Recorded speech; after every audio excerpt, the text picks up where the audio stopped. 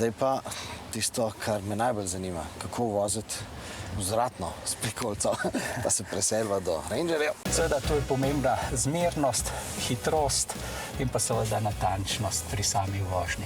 Pravzaprav priporočljivo, da začnemo počasi, umirjeno, da nam prikolica seveda ne zaide. Kako vemo, da ne bomo preveč zavili, da ne bomo, kako se reče, da prikolico zalomimo? Ja, v tem primeru je zelo pomembna zmernost in pa pravočasno, da odreagiramo. Vkolikor vidimo, da bi se prišlo do loma, pač ustavimo, odpeljemo malce naprej in ponovno poizkusimo. Najlažje, najbolj učinkovito. Ampak tisto malce naprej včasih mora biti kar nekaj naprej, ne? Ja, vsekakor je. Ja, najlažje, da jo popolnoma poravnamo, pa ponovno začnemo. Se pravi, nauk zgodbe, ko v bistvu naredimo napako, gremo v bistvu spet na štartno pozicijo. Najlažje.